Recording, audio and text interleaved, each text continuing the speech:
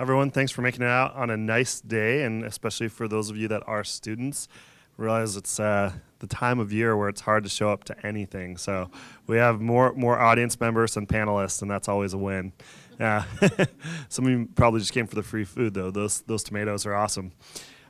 So I'm going to pass the mic down the row and allow each person to introduce themselves. I think we've got a really exciting panel here today. So we'll do just name and kind of organization for now, and then spend a few minutes talking about poverty at large and why entrepreneurs and business leaders should be the ones having this discussion. You know, generally you see nonprofits and charities at the forefront of this discussion. So spend a few minutes talking about that, and then get into the products and services that the three organizations represented up here are have brought to market in various ways, and get a chance to hear some of their story. So first up, Nikki.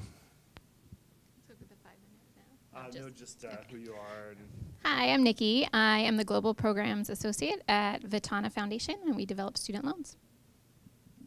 Hello, I'm Koji Intlekofer, and I'm with Shift Labs. I'm the Director of Engineering there.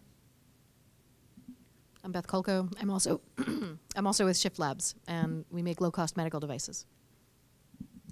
Craig Wainscott, board member, previous CFO of Paradigm Project and Easy Life. The joy of one microphone. This is for you, YouTube. This is why we have to use this. All right. So, poverty by the numbers. I'm going to put some numbers up, and with a small group like this, great for you to interject stuff if you see stuff you recognize. So, first number is 2.6 billion. So 2.6 billion is the number of people that were alive in the world in the year 1950. And 2.6 billion alive. 2.5 trillion. Does anyone know what that number is? 2.5 trillion is the amount of money that rich nations have invested in combating poverty since the year 1950. 2.7 billion. Anyone know that number? That's what it's going to cost to get the Sonics back. Exactly. 2.7 billion is the number of people alive in the world today who live on $2 a day or less. So in 1950, there was 2.6 billion in the entire world. The last 60 years of investing, 2.5 trillion, we've managed to increase the number of individuals living in extreme poverty to more than even existed on the whole planet 60 years ago. So something's not working in our traditional aid approach, and it's worth considering other options. So we look at this, and some people say, well, that's a problem. There's a problem that 2.7 billion individuals still live on US $2 a day or less. But it can also be seen as an opportunity. And as good business leaders, it's interesting to make that flip and say, what if instead of saying it's just a problem, you were to say it might be a market opportunity? 2.7 billion customers by any measure. Yeah, come on. Is a massive customer segment. So if instead of viewing it as a problem, we view it as a customer segment with many times that number of problems to be solved, it becomes really interesting. In order to serve this market of customers effectively and make a difference in global poverty, organizations have to work at very large scale. That means dozens of countries, tens of millions of customers, billions of dollars. There's been a trend in a variety of fields over the last 15 years to really begin to identify what's most commonly referred to as the fortune at the bottom of the pyramid. So bottom of the pyramid is a somewhat controversial term that simply refers to individuals generally living on $2 US a day or less. And that there's massive market opportunity there for companies to consider. So what does it mean to consider it? What can we do about poverty? Well, 3 suggestions. 1, entrepreneurs should pick a problem that challenges the lives of 1 billion people. Why? We need to start thinking at scale if we're going to make any difference. You don't scale anything by creating a project and then tackling scale on the end of it. You accomplish scale by keeping scale in mind from the beginning. So Paul Pollock, who's an entrepreneur and thought leader in the space, argues that in order to have potential, you should look at a minimum of 100 million customers. If you don't start with 100 million customers in mind and launching a startup that aims to improve the livelihood of the world's poor, then don't bother beginning, is what he would say. So if you're thinking about 100 million customers, then you actually need a problem that affects much more than that, right? We've all heard the if I can just sell to 1% of China. So in order to sell to 100 million customers, you probably need a market of at least 1 billion. So you need to identify a problem that affects and challenges the lives of 1 billion people if you hope to have a product or service that gets out there to reach 10% of the market and positively affect 100 million. So what are the problems that face 1 billion potential customers? Surprising number of them. Water, electricity, housing, clean, affordable, nutritious food. Thousands of opportunities. There's just under 1 billion people who have eyeglasses or who need eyeglasses but don't have them. There's probably that many who need crop insurance and many other products and services.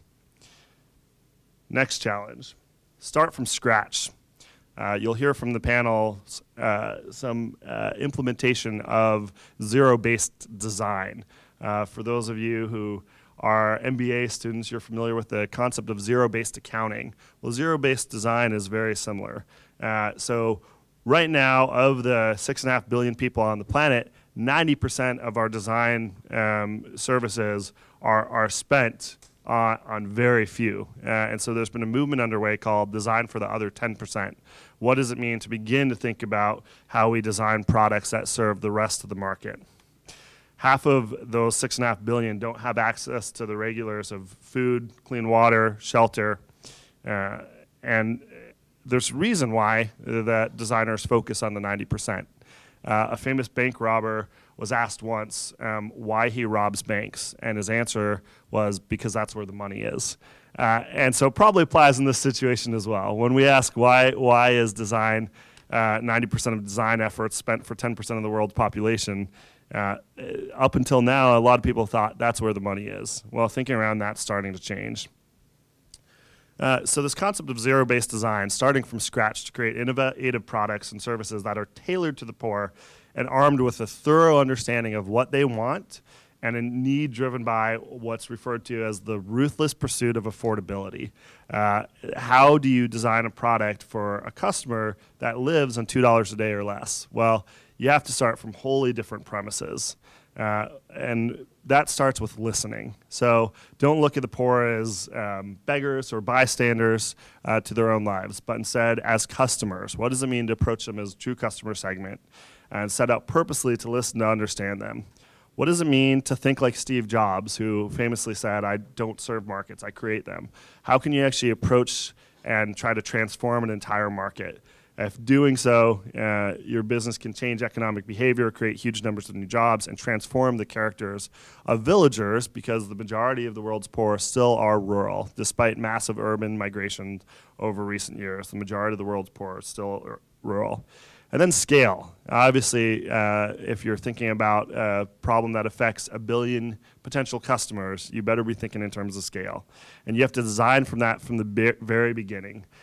Scale is a word that gets thrown around a lot in entrepreneurship, and sometimes it takes on this aura of mystery. It's not a mysterious word. It's actually a very simple mechanical process. So you begin with a pilot, look at a problem in 50 villages, solve it there, say, well, how do I reach the next 50, the next 100, the next 500, next 1,000, 5,000, 10,000. It's a rather mechanical process, but you have to start out with the end in mind in order to reach scale. We talked about ruthless affordability. That doesn't just mean reducing the price of a product or service by 30% or 50%.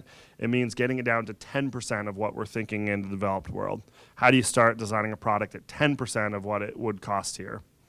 And then private capital, the need to build a product or service that has a really healthy profit margin built in. I think is often the most difficult for people attracted to this idea. We're attracted to it for a number of reasons, but so often the do-gooder is the one that people think of when they think of improving the livelihood of the world's poor, and do-gooders can be uncomfortable with profit. The reality is that in order to see the massive capital that flows around the world in business every day reallocated to solve some of these pressing issues of poverty, we have to think about profitability. We have to think about how can we attract capital to these issues. And private sector market forces play a much bigger role in that than the public sector can. Last mile distribution, that's a huge thing. How do you aim for decentralization in a way that doesn't just get to last mile, but the last 500 feet if you're thinking about a village? Aspirational branding, it's another area that I think nonprofits that are involved in issues of poverty alleviation struggle with. The reality is that the majority of the world's poor buy products and services for the same reason that you and your neighbors and myself buy products, and aspirational branding is part of it. So Coca-Cola is not that interesting of a product by itself. It's just flavored water, flavored sugar water. But the reason why Coca-Cola is the world's most popular drink and has figured out some of these last mile, last 50 feet distribution problems that others haven't is because of the aspirational branding behind it. So as you're thinking about to launch a startup that improves the livelihoods of the world's poor, you have to consider how you're going to bake into it the idea that this is going to be a product that improves their livelihood. So why business? Why am I talking about building a huge profitable business to serve the world's poor? Well, variety of views on this, but I think we can see from the data that so far we've failed to donate people out of poverty.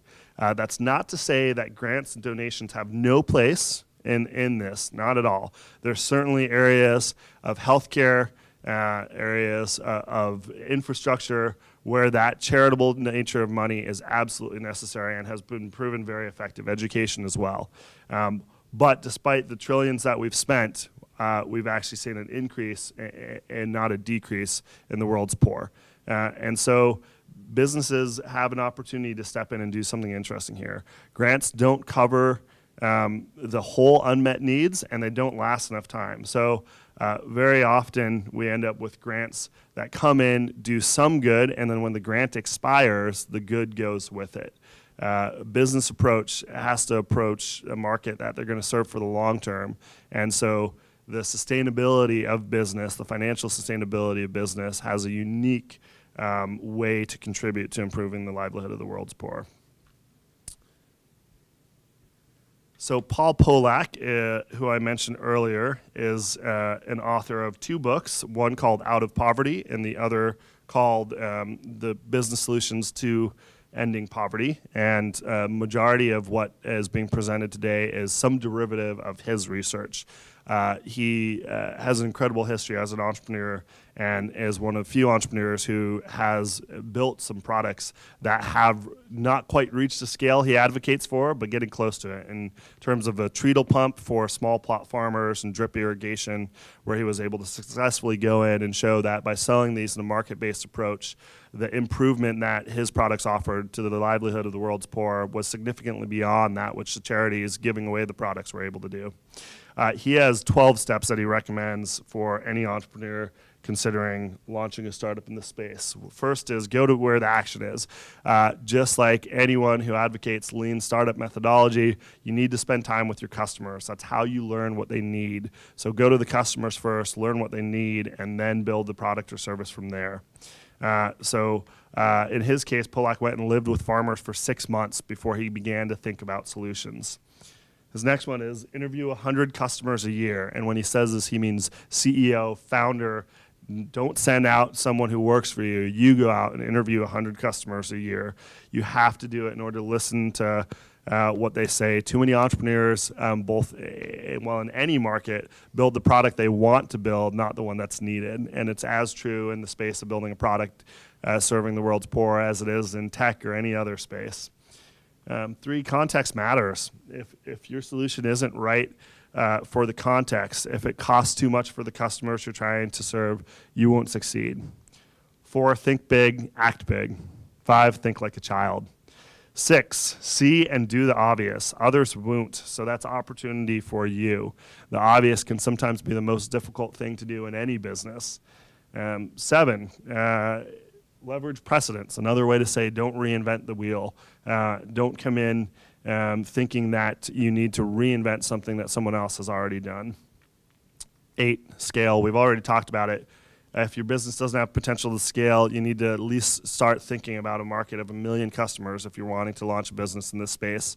The cost associated with it can be a lot higher than in other spaces for 1 million reasons, including finding and attracting the right sort of investment capital, supply chain issues, manufacturing issues, the simple complexities of doing business in a developing world, economy and legal system. And so if you're not starting off with a significant customer market in mind, the likelihood of being able to bear those costs to get to any sort of success point is very low. 9, design to specific cost and price targets and not the other way around. So hopefully that's clear. It means don't price to your design to the price you need to hit to make your product appropriate to the customer. 10, follow practical 3 years plans.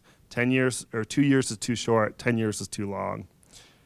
11, customers again. Visit your customers again and again and again.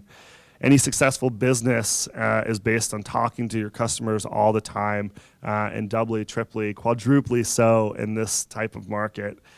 So Paul advocates that a good CEO should spend half of her time in the field.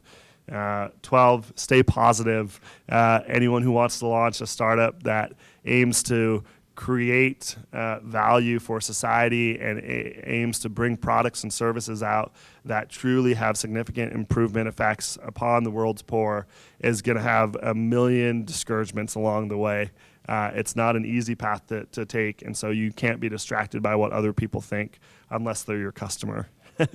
So those are Paul's 12 steps, and to provide some context for the conversation that's going to take place from here, we're now going to move into hearing from the companies up here, and you'll get to see how some of that framework has been embodied or might be differed. There's no assumption that everyone in this panel agrees with the recommendations of how to launch a startup to improve the livelihoods of the world poor, but certainly they share that focus up here. And so we'll reflect around that, hear their stories, and then move into some Q&A at the end.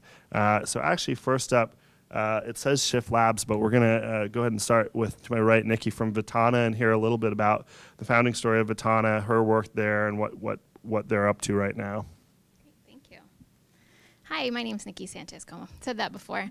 So Vitana is in the business of developing student loans in developing countries. And we see our market as about 100 million students right now that are of the graduation age from high school and potentially could go to university or technical school. So we're helping to create student loans, create the market, so that students are able to stay in school, not drop out, instead of extending kind of the time that they're in school by leaving and coming back or never getting to university or technical school in the first place. So Vitana is looking to build a sustainable model, a business model, although we are a nonprofit foundation, through technical assistance and providing some capital to get these markets started. We were founded by some Amazon Amazon developers that decided to leave at the young age of 25 to do something that really mattered to the world. Kushal Chakrabarty was our founder. And he worked with some other Amazon execs coming out and really wanted to do something that was going to make a difference after the time that he had spent at Amazon. So he embarked on a journey, went to Latin America, and started talking to students, talking to their parents, talking to teachers, educators, and microfinance institutions about what product they would need in order to be able to continue their education. So the need for this, looking to graduate a generation beyond poverty, is not, for us, it's not just for education's sake. We're really looking to education as a means of economic development that leads to reliable, lifelong employment. In developing countries, about 90% of youth live in developing countries. So it's a huge market. And by creating a sustainable product, a student loan product, we can keep those students in school to get their degree, which will then lead to higher earning for them for the rest of their lives. Education is not something that can be taken away. So we start our products. We work with a partnership model working with microfinance institutions in 15 countries currently with 33 microfinance institutions. And we help them to develop an initial product, which usually targets around 3rd and 4th year students because they are lower risk. So in order to get our foot in the door, launch something that's new, most of these microfinance institutions have been targeted at micro business, potentially agricultural loans. And so a student loan, a student as a client is something new for them. So in order for them to market to that student and really create a product with financial terms that are beneficial for that student, they really see it as a high risk at this point. That student is not currently earning income. And so who's going to give a loan to a student? I mean, they do it in the US all the time. We haven't really proven that that is a beneficial model at this point, seeing the very low repayment rates that occur here in the US. But these loans are microloans. The average size is about $900. And so imagine $900 really being the challenge for you in order to finish your university education. We actually see many of our students are able to even pay for tuition, and then they get to the graduation stage of their degree. And there's additional fees for that certification just to present your thesis. You have to pay the teachers to be there. To actually receive that diploma, there's additional fees. So anything maybe $200, $300 for those students could be the difference between them being able to have a job that is requires a high school diploma versus having that college degree. So in our partnership model, we're really looking to work with microfinance institutions that have an eye towards the social good, but they are going to be able to earn a profit off of this product. So typically our interest rates are minimally below what they would provide for a micro business loan. We want to make sure that it's something sustainable. We can start out with our own zero interest, low risk capital, but really looking for something that's going to be able to scale and not creating kind of a charity product that won't have the potential to be able to reach the 100 million students that are part of our market. It's challenging. So the 3rd and 4th year students is where we get started. Typically, we aim to target the students that are within quintile C and quintile D, so looking at 40 to 60% when we initially start because they are lower risk. And then as we're able to bring our microfinance institution partners on board, we're aiming to increase or to continue down the pyramid so that we are able to get to that 20 to 40th percentile of students that really the loan is going to make a difference. It's not just kind of mending the cash flow of their family. Let's see. So looking towards continuing to grow and scale, we started out with these 3rd and 4th year loans, really showing that there is a market there, and then we want to continue to grow by getting lower income students expected income loans, showing that their degree from their school will lead to a job. The more that data we have to prove that, then those students become viable candidates down the road for a second loan. So that's how we look to scale in the future. So that's Vitana. Thanks, Nikki. Go ahead. We'll do questions at the end. Sorry, you two. Do you want to go next? Yeah. Okay. So. All right, so I'm Beth Kolko. I'm the CEO of Shift Labs, and I am also a professor at UW. So I'm also a professor at UW, which is very weird to say, but I mention that because it was part of my experience of being a professor that made me want to start the company. So for many years, I worked on some projects that were about low-cost health solutions, and through that process, I gained, let's say, a deeper understanding of why some really great ideas never make it into the world as products, particularly in the low-cost space. So, as I said in the intro, Shift Labs makes low-cost medical devices, and our goal is to build really beautiful, human-centered, frugally engineered products that can help improve care, increase efficiency in clinics in emerging economies, and then, of course, ideally, back here in the US as well, because we pay too much for healthcare here too, but it's hard to get low-cost innovation started in this country. So why? How did this happen? The transformative story that I often tell is the work that I did on a low-cost ultrasound project as a professor with several students here. And it was really great work, I have to say. I think we did a great job. And we were working with midwives in Uganda. And then we started meeting with some commercial ultrasound manufacturers. We'd published our results, and we wanted to share them with them. And they were all like, yeah, no, thank you. And we got lots of no's over and over again. And finally, there was a vice president of one of the companies who took mercy on me. I think maybe it was our third meeting.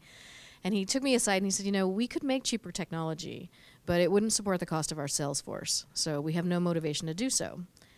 And I thought, wow, that sounds like a broken model. So maybe there could be a new model. And so that was sort of the moment where I was down the path where I wanted to start a company.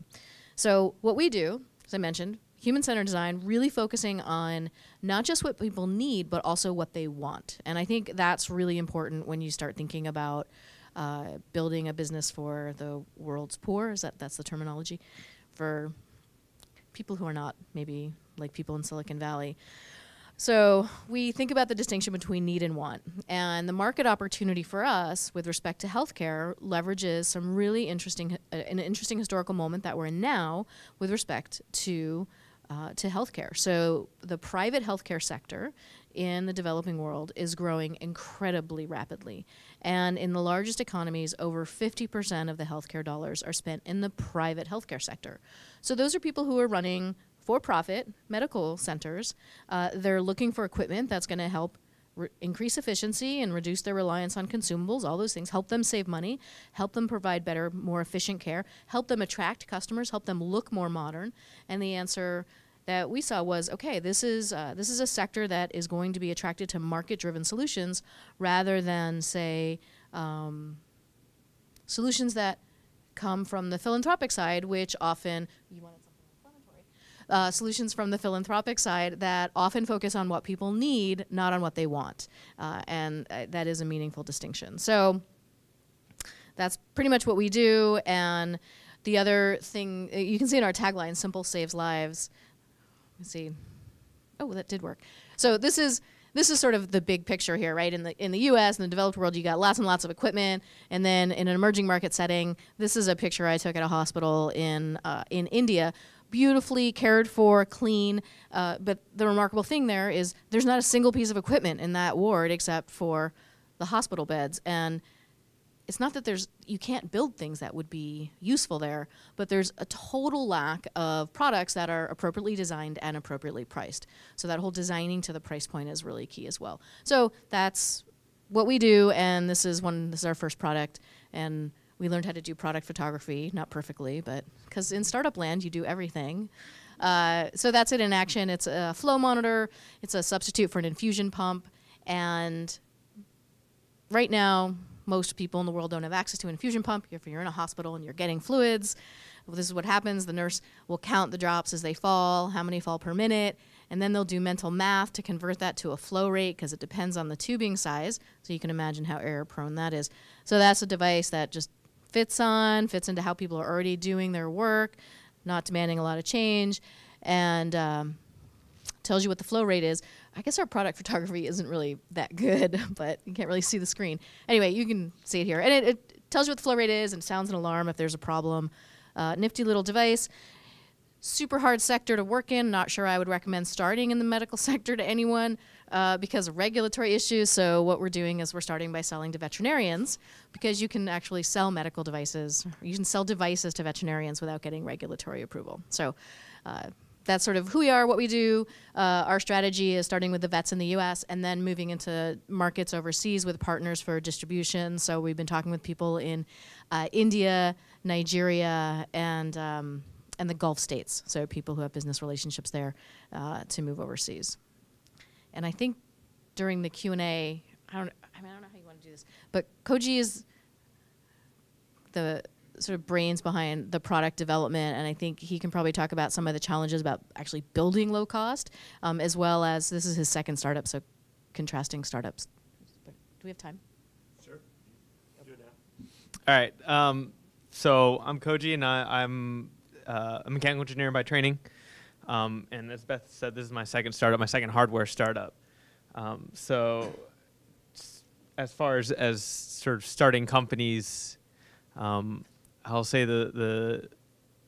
and I've actually done an incubator in the Bay Area too, so I've sort of been in that scene or whatever. So I'll just gloss over it. If you guys want to ask specific questions, that's fine. So the biggest difference people always ask me is what's the difference with hardware and software, and the difference with this hardware is you need more to get a product off the ground. Software, you literally need one person who can write an app.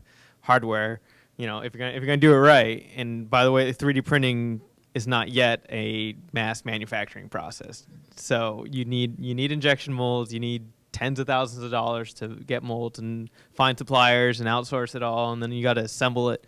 And I have literally made my own circuit boards on a $25 skillet from Target to do surface mount solder and that sort of thing.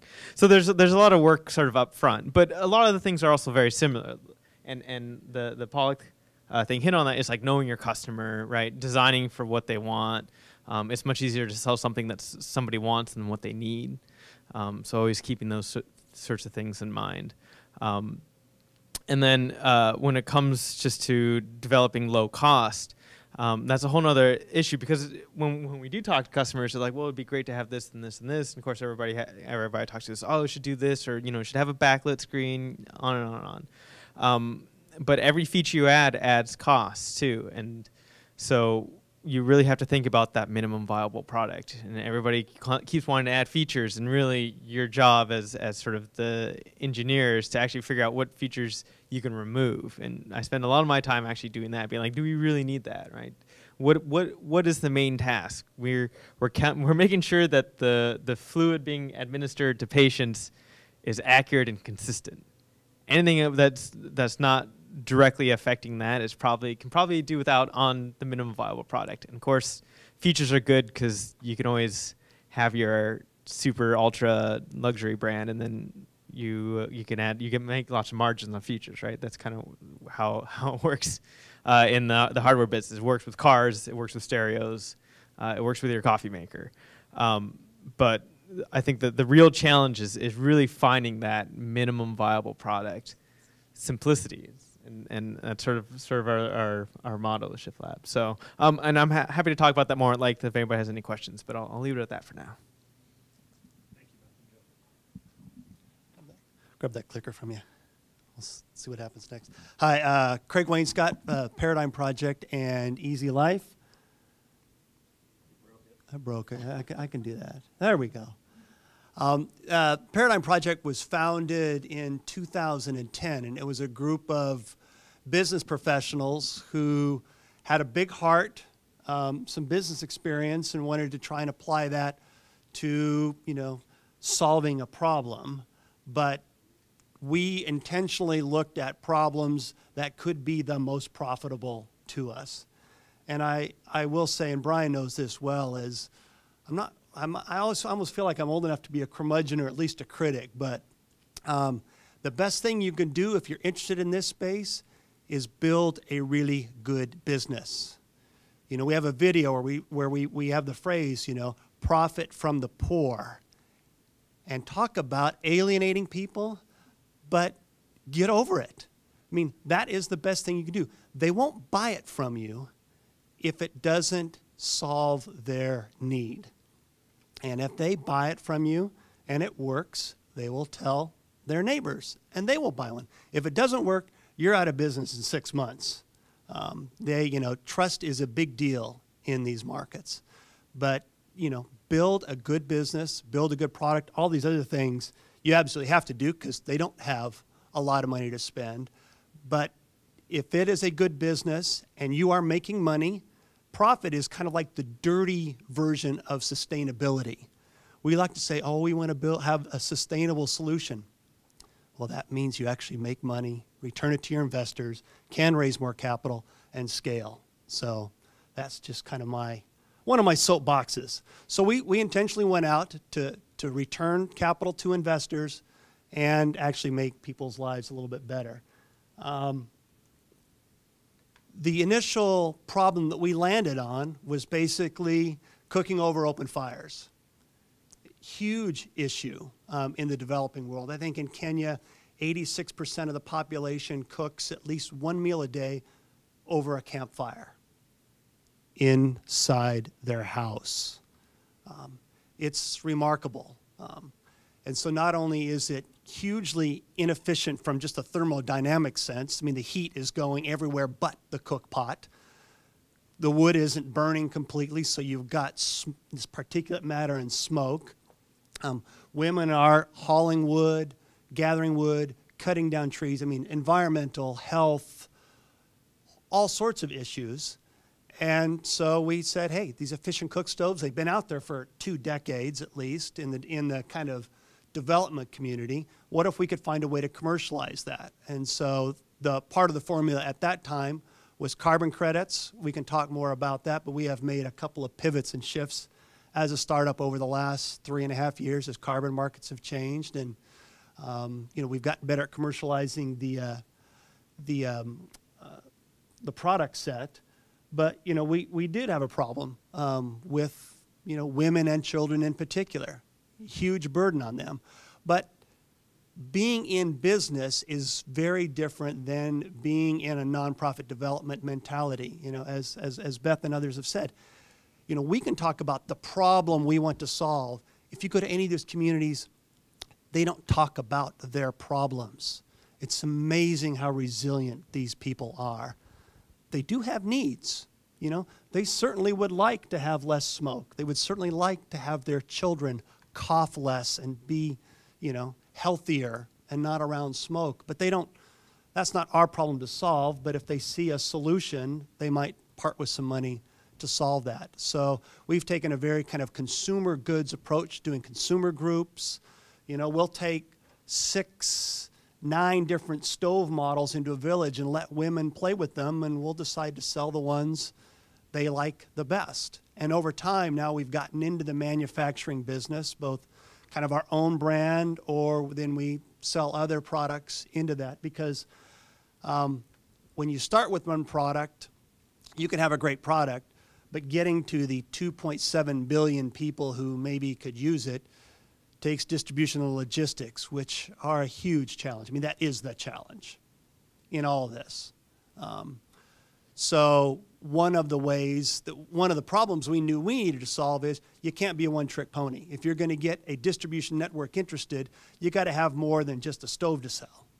So now we have solar light, small plot agricultural, and other types of almost a whole household catalog of low price point product that a distribution partner can take into this market rather than just having a stove to sell. Because once you've kind of been to the village and sold stoves, it's like, what do you do next? Well, now I got water purification, or now I've got some inoculant for the seeds, or I've got an irrigation, or solar.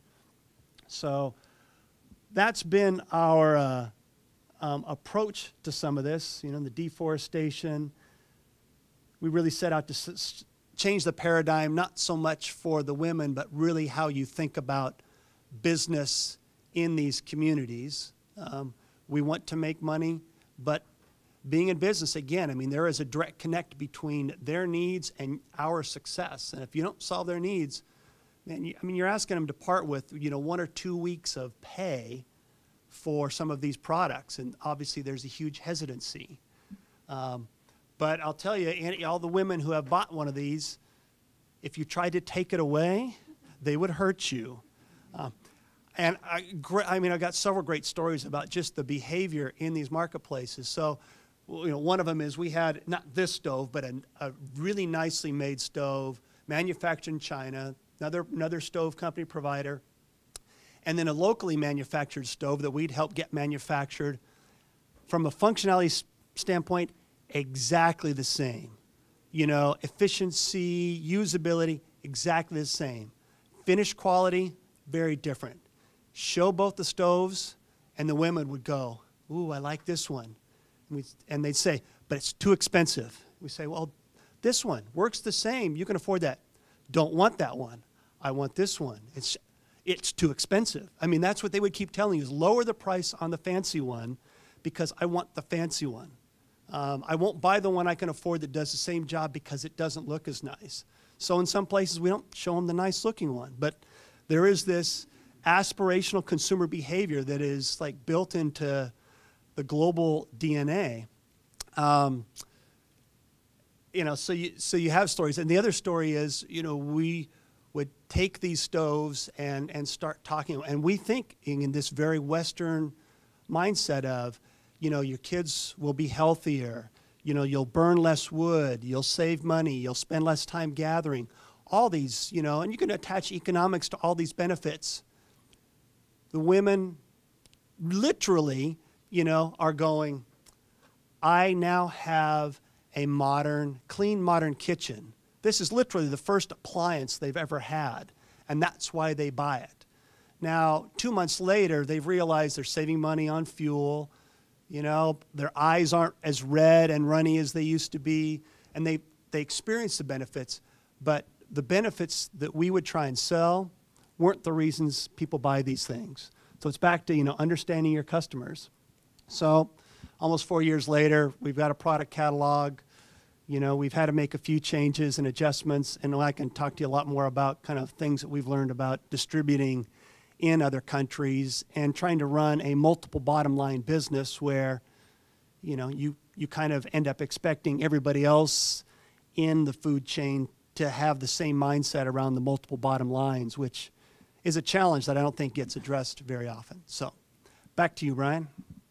So we have some questions up on the screen here, but also want to open it questions to the audience. So panelists, you got to see these ahead of time. There's some fill in the blank. If anyone has one they want to launch into, great. But also, if anyone out there has questions they'd like to ask, go ahead and come on up.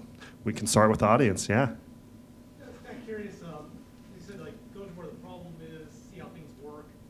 But if someone's kind of starting here at the university, they have some ideas, what would you recommend as a good local resource before buying your plane ticket to Ghana to kind of see if you can knock down your idea and improve it? Sure, I'll repeat the question for the sake of YouTube, and then if someone wants to think about who wants to take the answer. So the question was, given the advice to go to the people, go to the problem, and spend time among them before beginning to think about any solutions, and you're at university, how do you do so with limited resources? Is there anything you can do here before going? Anyone want to take it? Great. So we definitely face this because we're bootstrapped. So in that situation, I would talk to people who are from Ghana. I would start there. I would sort of educate yourself in all ways you can through books, movies, whatever, sort of gaining an understanding of everyday experience. So we talk to a lot of doctors who live in the U.S. but have worked overseas. That's one of the ways that we sort of expand our pool. So we don't have to get on a plane to get feedback. For user testers, we had people from the U.S., but people from a variety of countries. There were 2 nurses from Gambia who came in repeatedly to work with us. They'd been in the U.S. a couple years, but they would go home regularly, and they had been nurses in Gambia as well, so they could give us that kind of feedback. So, we actually have, it's an incredible international community here, both of organizations and individuals who go back and forth. So I think there's lots of local experience to draw from. But I'm not sure that anything really compares to standing in the middle of a community with which you're unfamiliar and then having everything upended. And it's a great question. I mean, it is difficult. I mean, I'll kind of put it back the other way, and I'm not picking on you or anybody, but it's why when you think you've got a solution to a problem, you might want to think, do I really understand the problem? And it's this kind of chicken and egg thing. It's like, well, if I'm not in Ghana, how am I going to understand the problem? And I got to get to Ghana, but will I, is it really a problem when I get there? Now, just businesses and directly, because I've heard this phrase kind of throughout my career. You'd be sitting in some boardroom and kicking around a new idea, and somebody will say, God, and nobody else is doing this. And when you hear that, that's a red flag. There's a lot of really, ambitious, greedy people out there, and if nobody's doing it yet, there might actually be a reason, or you actually might have, you might have an insight that, is worth $1 million. But it is a challenge, and I think there's some good ideas to kind of get some local input. And and part of the way we got started is we had some exposure and connection to World Vision, and that we started in Kenya because they kind of opened the door and were willing to partner with us, not financially, but like, hey, we can help refine the need and point you to the people who need this. So even if you start by getting on a plane and going to Ghana or wherever, your first sense of the problem and your first idea for a solution is going to be wrong anyway. So knowing that you're going to be iterative from the beginning is really key. With that, I'd love to hear the biggest incorrect assumption that anyone had.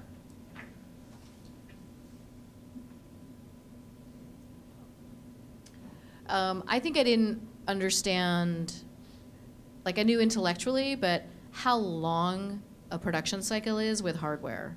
Like that was a something where I needed to be educated. So yeah, hardware's hard. The other thing that I really want to hammer, we came to this realization fairly early. Like it wasn't that we were incorrect all along, but we didn't put the time into thinking about it. And I just want to emphasize what you're talking about in terms of the importance of distribution. So our whole business model is really predicated on creating a pipeline of medical devices and taking advantage of that really hard to create channel for low cost. And distribution is really hard and probably at base one of the toughest problems. So. I would say for us, the biggest assumption was that we could start this product and students would be lining up at the door. But really, there's a culture around lending. There's a culture around students paying for their education versus their parents paying for their education. We're developing a student loan, but our student is not always our customer. Our parent, the parent may be the customer, and to ever ask their student to take out a loan to pay for their education is a sense of pride for them as the parent. And so really making sure that you understand who the customer is. A student loan, in some countries in Latin America, students take out their loans, they pay them back. In many Southeast Asian countries, it's the parent really that's our customer. So we really have to adapt depending on the market. Ryan, I wouldn't mind just, this is the only one I had an answer for. We had several incorrect assumptions, but one all of us should think about it if you're at all serious about addressing the 2.7 billion person market out there is culturally they are very different from us here sitting in Seattle. You will have an unending number of cultural missteps, miscommunication, behavior challenges that get compounded when you mix money into the equation. And that's been a learning experience for us and continues to be. A Western group of businessmen trying to work with a group of Kenyan or Ethiopian businessmen, then selling into Kenyan rural women buyers. That all is way more challenging than I think we appreciated. And also just something else that I mentioned beforehand is, most people who get drawn into this, businessmen, or women or businesses, have this kind of double, triple bottom line mentality. And if that really, truly is your mission, then you're really putting an expectational burden of these additional bottom lines on all your stakeholders. And sometimes that just is unfair and isn't going to work. I mean, there's a great quote that I refer to often about development, and it basically says, successful development takes place at the convergence of self-interest, at that overlap. So you can go try and give stuff to people, but if it's not what they want or solves their need, it's not really going to be successful. Well, you can take development out and put business in there. I mean, it's a truism. I mean, if you're not going to sell it if people don't want to buy it. It's the same with your team, staff, distribution partners. That distributor out there, driving the motorcycle through rural Kenya, they're in it for the money. And you as a business, you might want to extend grace to a dealer who, my husband just got hurt, I can't pay for this month's shipment, can I get an extra month? Well, as a business, we might say, yeah, but the guy in the middle, he's like, wait a minute. You're asking now me to extend grace, and this, I'm not into your triple bottom line thing.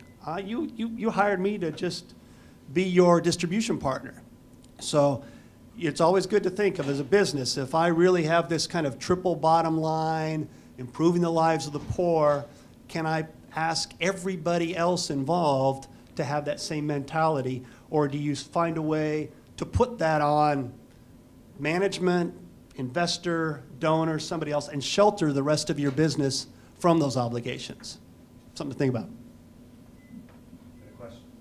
Yeah, kind of a comment that goes more to Nikki. You were with your education aspect. It seems that the internet is expanding further.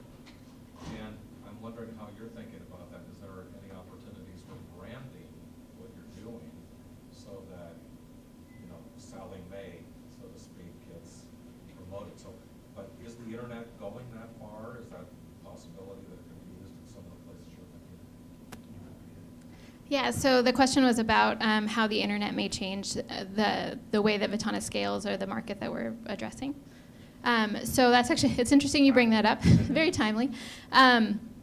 So Vitana is currently kind of moving into using social media, using an online application so that we can create leads, we can generate the marketing around the student loan and brand it as a Vitana student loan, where in the past we've only used this partnership model, and really it was up to the microfinance institution to do their own marketing. As we move forward, we'd like to get to the point where we're kind of like the lending tree for student loans, where we can have a student apply and they would actually be able to see what all their options are, see the terms, and see what's really kind of in their best interest. So that it creates some competition between our partners as well. Don't tell them yet. So I would say that by being able to use some of those, use the internet in order to collect data, be able to provide information as well for students to make the best possible choice is very timely for us. Some of the issues that we've had with that, we launched a student loan application. We thought we were going to collect all this data. And there's issues with connectivity. There's issues with mobile. How do you create an app for somebody that maybe is using SMS versus a smartphone, or they are offline for most of the time and then they may have a very brief connection to the internet. And then we've even had issues around whether students know how to fill in an online form. So we can create all these things that would be really great for the typical US-based student, but we found that in practice it's not always that easy. I have a question, I guess, for everyone related to, I guess, opportunity discovery in the developing world. And I know that, we can sit here and say, there's a need for this, right? And maybe we read an article, but I know that when I read an article like in The Economist or New York Times, it's too late. That opportunity is gone. So how do we kind of put aside our prejudice or presumptiveness of first world residents and find opportunities that actually do exist and that can be acted upon? Sitting here in Seattle, how do we what's the first step we should take if we want to do that? I would say it'd be really difficult to do it from here from Seattle without going out to live with people and really see what their issues are. Even if there isn't a product that exists, people are really creative. My own experience was living in Nicaragua, and the way that they are able to solve problems with very little resources, they don't always need the product, and so having the fancy stove, they see it as kind of a luxury item. But knowing what their needs are or their wants are without kind of having those conversations, I would say that it's pretty difficult.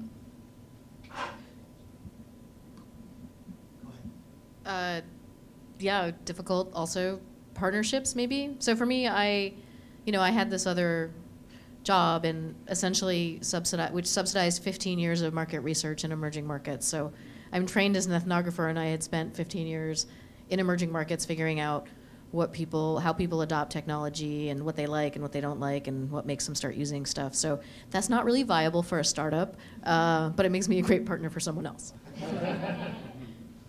Well, and I'd say, if it's in The Economist or New York Times, great, copy it. How many thousands of microfinance organizations or water purification solutions are out there? So, I'd almost flip it. It's like if you see something successful in India, take it to Kenya, take it to Latin America. If it's successful in one place but not someplace else, that's probably the opportunity. Also, just because someone else is doing it doesn't mean they're doing it well.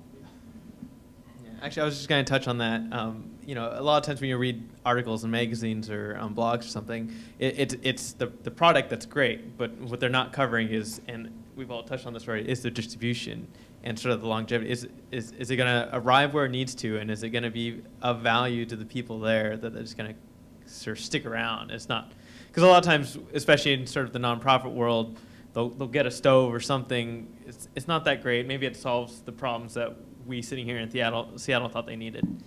But once it breaks, they're just like it was working before. We were getting by before, but we'll get by now. It's not the end of the world. So it's sort of, addressing that is going to be a big issue. But a lot of that comes with knowing the distribution. And so when you see something like that, maybe what you should be asking is, okay, there's a product, but how are they getting it there? Maybe I have a solution for that. And that's really kind of where I think the law of value is going to be in the future. So. Nothing new, but I certainly agree with all of them. I think you flip it, you see that's actually a great signal that you could step in and do something interesting.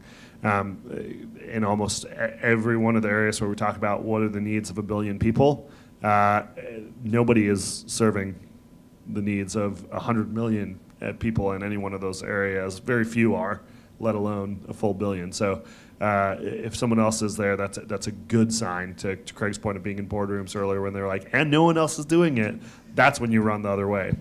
Or at least ask a lot of good questions as to why.